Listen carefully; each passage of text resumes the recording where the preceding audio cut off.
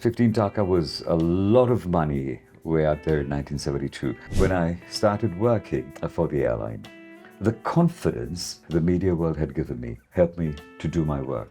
And when you're a careerist and you chase a career, you have to sacrifice personal life, friends, social life, everything. Excellence isn't just about walking one path. It's about mastering many. Viewers, you are watching Mumtaz Herbal Product Presents Voice of Excellence only on CDFM 96. And this is Sadid Adnan Wahid, your host for today's show. And I think you are guessing who's the guest. Well, from the newsroom to the classroom and to the skies above, our guest today covers it all. He is a prominent news media personality, an aviation expert, business media development counselor, and also a teacher. We are thrilled to have Mr. Nafees Imtiazuddin here with us today on the show. So let's not keep him waiting anymore and let's start the interview segment.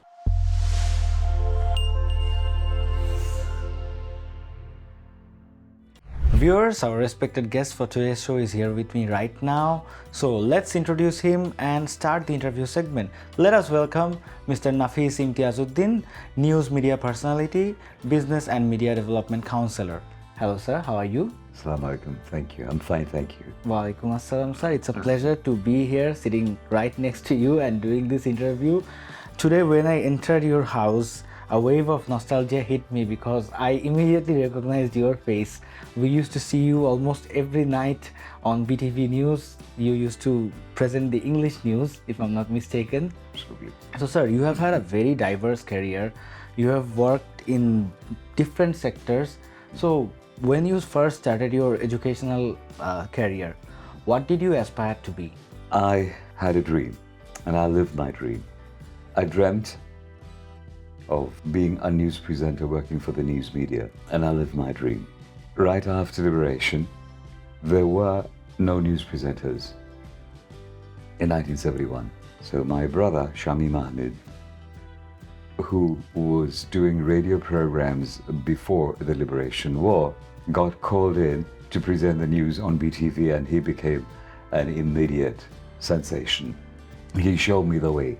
And then again, I lived my dream. I had dreamt of working for the airlines, and I went to work for the airlines. So once again, I lived my dream.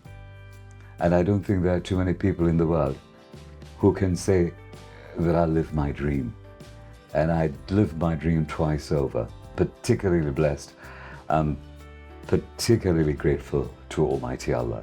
So right after the Liberation War, when we started, I working first of all in radio. All of the news presenters that you see, the major ones, actually began their career in radio. That's where we learned to use our voices, right? And at that time, having a good voice, meaning a really good voice, was important. It was the first thing. And the presenters at that time had the best voices in the country, without a doubt. Along with that came pronunciation, English and Bangla, So we got professional, and I started my career in broadcasting in a very funny kind of a way. My brother came and said, you want to do world music? I had no idea what that was. And I said, what is that? And he said, oh, these cassettes that you have, you listen to all these English songs. You take these and play them on radio. And I thought, well, that's easy. And he said, and they'll give you 15 taka. Was it per day or hourly basis? Per program. And 15 taka at that time was a lot of money. I'm talking about 1972, February. So I got in there and they called the program World Music, and I was presenting that. That's what you call today an RJ. So I began with what you call today an RJ, a radio jockey. And I did this program for just a month. And because 15 taka was a lot of money way out there in 1972, I was absolutely over the moon when I got my first check. And then they didn't give me any more programs. The reason was my voice wasn't good enough. Yes, I was so young that my voice came out like not really manly, okay? And so there I was with one check and no more bookings. But then the overseas service that had me, and they said, who is this kid? He speaks so well. So they called me in and said, would you like to read the news? And I had my first taste of money, and I asked, how much will you give me? And they said 400 taka. And at that time, 400 taka. That's a lot. That is a lot of money, because I think gold at that time was something like 100 or 120 taka, bhori as they call that in Bangla. And I didn't have any more sense than that. Today, people want to talk about news. The first thing is, do I understand the news? But like I said, I didn't understand any of it. I didn't have a clue what I was doing, but I had a taste of money and I wanted to do it, and I got in there. But then I got professional and I wanted to do well. That's something that's been a driving factor for me all my life. I don't go out there and give slogans like I'm going to do this, that, and the other thing, but it's something inside me that keeps driving me, where I just have to be among the best. And Alhamdulillah, at least for this country, that's where I was throughout my career.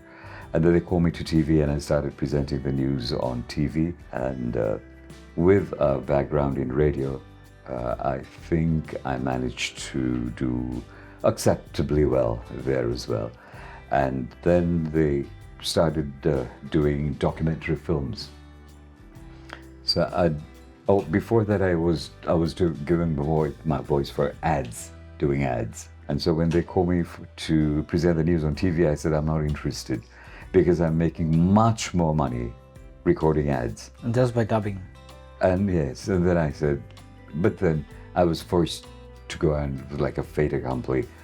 And all right, if I have to do it, I'll do it. But try to do a good job of it. And I don't know if I were really good. I just know that throughout my career till today, I always try to do better than the last time. The last time I read the news was in December 22, I think, if I remember correctly. And even there, I had told them, I'm not going to take bookings in January. I won't be presenting the news anymore. Despite that, I remember I tried to do better than the news I had presented just before that. So that is something I know I've done all my life. And this turns out to be the turning point in my lifetime, because with a background in news, and when you face the camera, and then I've done 65 documentary films as well. Facing the camera is something that doesn't come easy. Came easy for me because, as I said, we were young, didn't know any better. And you know, when you're young, you know, you can fight and never lose. So that's the time we started. And then staying in the game and being on top of whatever you're doing means persistence, and I use the word professionalism. When I use the word professionalism, I'm referring to a certain standard, a very high standard. And when you commit yourself to a very high standard, you would usually do well. Then you have that competitive spirit within you, and you want to compete. You want to be at least as good as the people around you. And then when you have nobody else to compete with, you compete with yourself, but you never stop getting better. That's what helped me when I went to work in the airlines, because I was already media face, known for presenting the news. People would know me. And so I went to work for Biman Bangladesh Airlines. Sir, if I may ask, how did you get the opportunity? To work for Biman Bangladesh Yes. Airlines? Oh, I applied against advertisement, yes. And there were 5 tests, 3 of them written. They gave me a psychological test as well. And then an interview with the managing director and all the directors. So that's how I got into Biman. My presentation skills, backed by the fact that people would know me when they see me, and even be happy to meet me, I think. Or I like to amuse myself by thinking. But it helped. Being a media face surely helped. And then when I started working for the airline, the confidence that the media world had given me help me to do my work. And the same spirit that I have to be good, I have to be as good as the best. So the two of them combine. And it's a very big thing, having the confidence. And I got the opportunity, and rather I was blessed with the opportunity, to do a lot of things which others hadn't got before the opportunity. And once again, I thank Khairul, my presence in the media, for getting those opportunities. It is like that. When people know you, they'll give you a chance. So, sir, from radio to airlines, and then you became an educator. How did that happen? Now, from radio to television, and then I joined the airlines. But in between, I had been abroad and worked 2 years as a teacher in a university, a lecturer. And before that, I went to St. Gregory's School and Notre Dame College, and they called me back to teach spoken English.